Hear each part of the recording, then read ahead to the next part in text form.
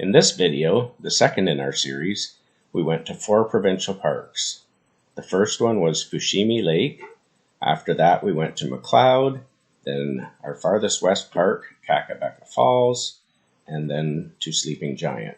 We also did a day trip into Thunder Bay. Hello. Hello. We are now in Sleeping Giant Provincial Park. We've been here, this is our 3rd day here. Yep, it's August 19th. The month is running along. We're ready to leave here tomorrow. So we did do a video that covered up till Renee Brunel. And we've been at several parks since then, so we thought we'd just do another one just before we forget. At our age that happens too fast. What we liked about it, what we didn't like, just I don't know, just a kind of review. Yes. So after Renee Brunel, we went to Fushimi. Yeah, which I absolutely loved. It was definitely up high for Lisa. I loved it too, but it was the most northern, I think we've determined. It is the farthest north we got on this trip. Yeah. And it was down a dirt road for 14 kilometers of dirt road.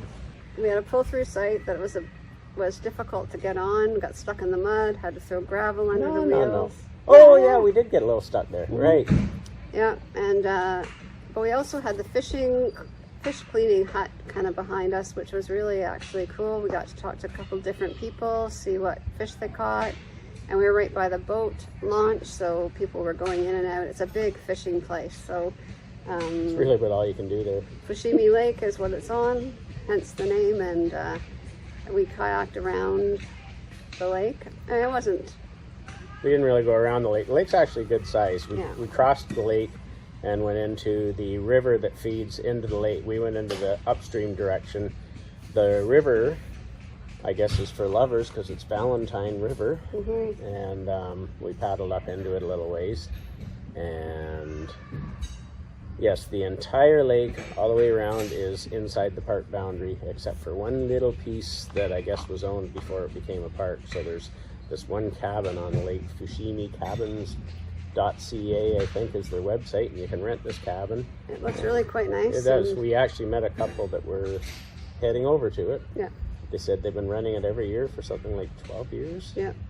And they love it. And there's a bunch of backcountry sites also. Mm-hmm.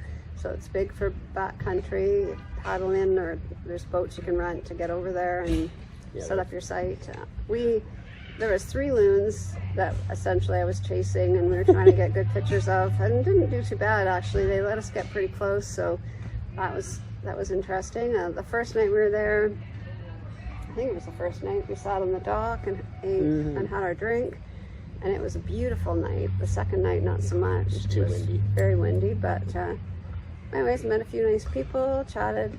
There's a fire tower trail. You loved that trail. There was a fire tower trail. They call it the fire trail. I think they should call it the trail. Yeah, they should call it the fire tower trail. There was no fire on the trail, just. So anyway, the tower was cool. You can't climb the tower, so you just get there, you look at it, and you kind of leave.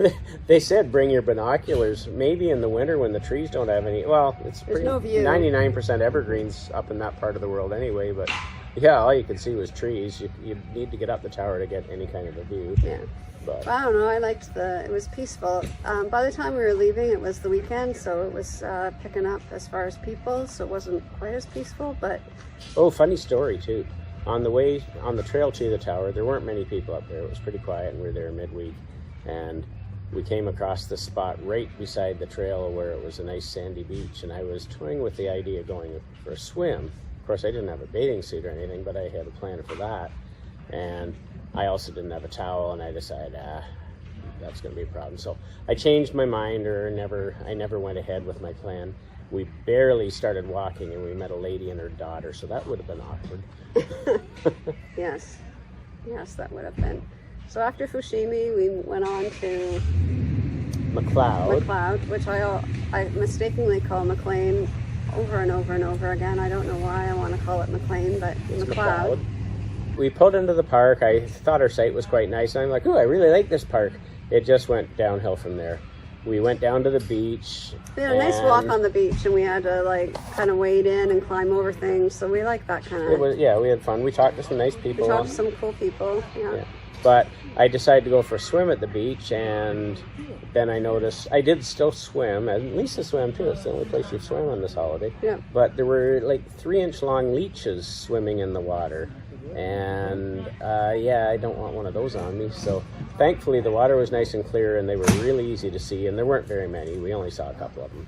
So you just made sure you didn't bump into a leech while you went for a swim. But we only went for one swim. We didn't have good Wi-Fi there, so we had to go sit up at the park by the registration entrance. Yeah. For Doug to check his things and do his Wordle, and for me to watch videos on how to crochet, because I'm learning to crochet while I'm on this trip, and I needed to clarify some points, so I had to. Anyways, we were kind of pathetic sitting up there. He was in one spot doing his stuff, and I was in another spot doing mine. We sat up there for a while. We were there for a while. Just so we could have. Normally we chirp people that do that, but anyway. Sometimes you do what you got to do. That's right. So we ended up deciding that McLeod really had nothing more for us. So we left a day early. We were able to grab a site at Kakabeka Falls. So we went over there. And then once we got there, we decided it was only a, half-hour drive into Thunder Bay instead of an hour-and-a-half drive from Sleeping Giant. So we checked, and our site was actually free the next night. So we knocked a night off of Sleeping Giant. We stayed at Kakabeka for 2 nights. And Kakabeka was... the falls are awesome. So, beautiful. Yeah. Second highest in Ontario, highest in Northern Ontario. Mm-hmm. Yeah, so they were really pretty. So we got tons of pictures of that. Then we went, the day we were leaving, we went and did the Little Kakabeka Falls. Or Little Falls. It's Little Falls. A little stream that dumps into the river that Kakabeka Falls is on. Yeah. It was pretty. The Little Falls was pretty, but then you also got to see a nice back view of the dam and all the buildings associated with power plant. The power plant, yeah, and that was interesting for me to see too. So anyway, that beautiful spot, and it looked like, from what we could see, is the day use at Kakabeka Falls is like probably their biggest money maker. People were coming in. It's right on Highway 17, so anyone basically driving across the country drives right past it, and it seemed like a pretty large percentage wheel in and take a look at the falls. A big tourist spot. Pay the day use fee. Yeah. So. As we're in the rest of the park, I mean, that one trail was nice. We did the other trail the night before, and it was essentially like a logging road. It was just a road, really, so that wasn't very exciting. But anyway, the one trail was good. The falls are spectacular, so you'd want to make sure you see that if you ever came up to Thunder Bay. And also then I think we, the next day we went into Thunder Bay. So we went and stopped at Fort William, did a bit of a tour of that. It's I was going to say restored fort, but no, it's a reconstructed fort. Apparently it's something like 8 kilometers upstream from where it originally sat, because where it originally sat now is all built up. And in the 70s, they reconstructed this fort. Apparently they had accurate measurements, so it's quite an accurate reproduction of the original fort. And they had people in period costume that pretended it was 1816, and they would explain to you how things were done and everything. So it was interesting. We spent the morning there, and then we went into Thunder Bay down by the Marina District, and rode our bikes around some paved pathways down there. Yeah, it's nice down the harbor and the waterway. They've got a sailing club and some different other various things going there. There's one restaurant down on the water, and so we went to that. And then it had a nice patio. It had a nice patio, and as we were going in, some girl cut us off, ran right by us. She kind of cut through, not where you're supposed to be going. It was like an escape for her. So then the boyfriend or guy, I don't know, husband, boy, I don't know what their relationship first date, was. We're not really sure. We tried to piece it together, but we don't really know. He started to chase her, and then I think kind of realized he can't skip out on his bill. So thought better of it. Yeah, so he stopped at the barricade. She scooted through the barricade, And then She was gone. I went to the bathroom and Doug watched him. Then I sat down at the table. He was right at the next table to us. He, he was texting frantically and then throwing his phone down, like upset. And then he took her glass of wine and poured it into his glass because clearly she wasn't drinking it. And it didn't take long before that was gone. And no. he kind of like wolfed down his food and he was out of there. So eventually he left, yeah. He probably texted half a dozen times. I never heard a reply come back in, and every time he was done texting, he threw his phone, and he was clearly worked up. Yeah, so that was kind of, that was little entertainment. Little entertainment for our meal, but the meal was awesome, really delicious. We loved that spot, yeah. Yeah, they made good food, and it was Doug nice. had a Sleeping Giant. Oh, a Sleeping Giant lager. It was delicious, a really nice beer, nice flavorful, not too hoppy, just really nice beer.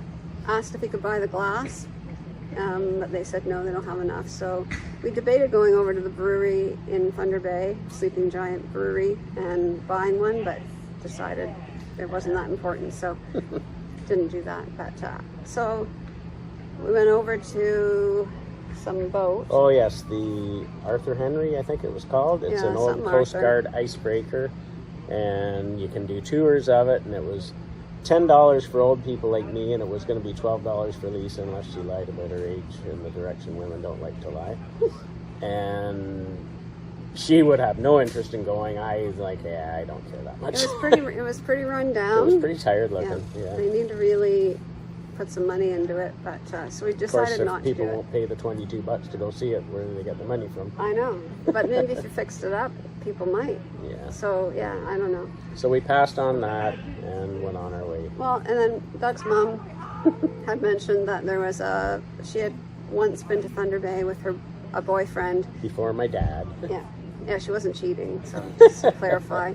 So she had gone to visit his family in Thunder Bay with him, and she had the address. Of course, she had the address. So had given it to us, and so we went and found it. It was a house. It was a house.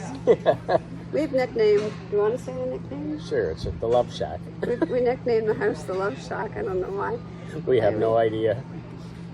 I feel like what may or may not have got down at the Love Shack. They went to visit his parents, so, and it was the 50s. Anyway. We sent her the picture. She checked an old picture in an old album and said, yep, that's the house. That's so the house. There you go. It's still standing. It's still the same house. And then after we left there, it made us go a different way through town, and we ended up seeing another we went to a Heritage kind Park, of a park. I think it was called Heritage Park or something. It looked like the type of park where you'd go on a first date and maybe park like a your car makeout point. Yeah, exactly, an overlook over the town. But it gave us another view of Sleeping Giant, so we took a bunch of pictures of Sleeping Giant from the harbor, and then but there was a ship in front of it, so that was... Yeah, that picture from up in the lookout was above the ship, so you didn't have the ship. Yeah, so it was a better picture actually from there, so that was nice that we got to see that park. Yeah.